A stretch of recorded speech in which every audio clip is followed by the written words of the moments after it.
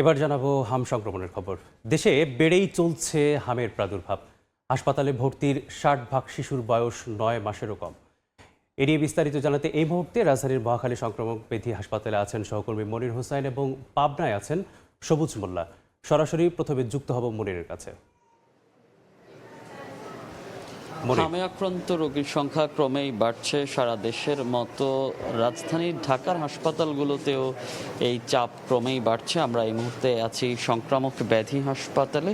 এই হাসপাতালেও যেই নির্দিষ্ট ওয়ার্ড করা হয়েছে হামের জন্য, সেই ওয়ার্ডের বেডগুলো পরিপূর্ণ হয়ে বারান্দা, করিডোর এর ফ্লোরেও চিকিৎসা দেওয়া হচ্ছে এবং এখানকার যেই রোগীরা আছে, আমরা যে শিশুরা বিশেষ করে আমরা দেখেছি বেশিরভাগ শিশুর বয়সে কিন্তু 9 মাসের কম বয়সী, যার কারণেই মূলত দুশ্চিন্তা বাড়ছে অভিভাবকদের।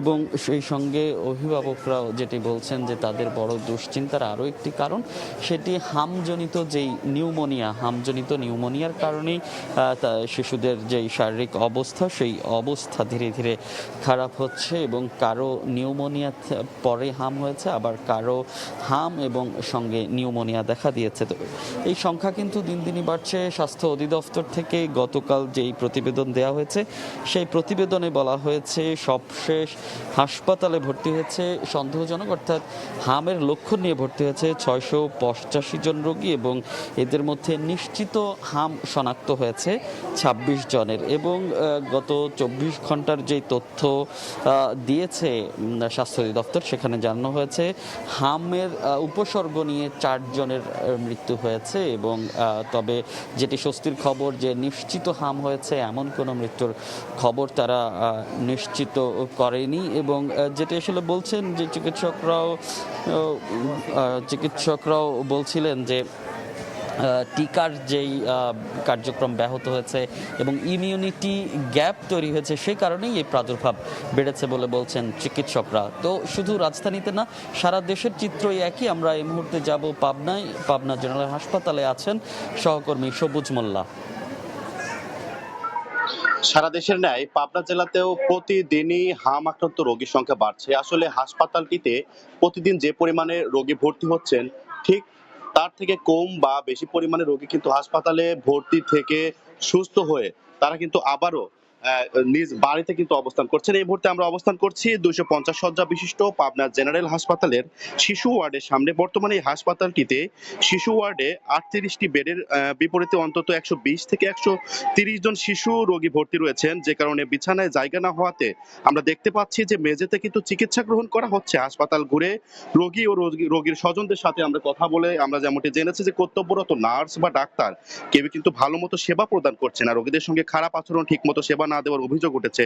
হাতে কোনো দু একটি নার্স সেবা দিলেও মূলত জানা গেছে তারা কিন্তু ইন্টার্ন করছে। এদিকে হাসপাতালগুলোতে ঘুরে দেখেছি যে হাসপাতালটির পরিবেশ অনেকটি নোংরা, এছাড়া কারেন্টও কিন্তু ঠিক মতো থাকছে না। এদিকে হাম আক্রান্তর বিষয় হাসপাতাল কর্তৃপক্ষ বলছে যে 1 মাসের ব্যবধানে এই হাসপাতালটিতে মোট 130 জন রোগী হাম আক্রান্ত হয়ে চিকিৎসা নিয়েছেন।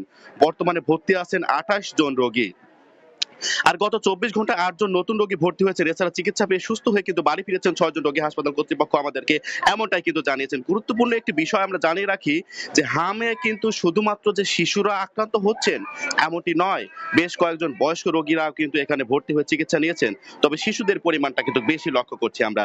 হামে আক্রান্ত হওয়া শিশু ও পরিবারের সঙ্গে কথা বলেছি, তারা আমাদেরকে বলছেন যে তাদের বাচ্চাদেরকে টিকা প্রদান করার পরেও কিন্তু বাচ্চারা কিন্তু আক্রান্ত হচ্ছেন। মূলত সরকারের কাছে তারা দ্রুত প্রতিকার চেয়ে কিন্তু আবেদন জানিয়েছেন। আসলে হামের বিষয়টা আরো একটু যদি বলি, তাহলে হাম একটি বায়ুবাহিত রোগ। এটি বাতাসের সঙ্গে কিন্তু সংমিশ্রণ হয়ে যে কাউকে আক্রান্ত করতে পারে। অর্থাৎ এই হামের যে বিষাক্ত যে জিনিসটা রয়েছে, সেটি কিন্তু বাতাসের সঙ্গে 2 ঘন্টা ভেসে থাকতে বলে কিন্তু আমাদেরকে জানিয়েছেন ডাক্তাররা। এই ছিল আমার কাছে সর্বশেষ। হামের প্রাদুর্ভাবের খবর জানতে প্রথমে যুক্ত ছিলাম মহাখালীর সংক্রামক ব্যাধি হাসপাতাল থেকে এবং পরবর্তীতে যুক্ত হই পাবনা থেকে।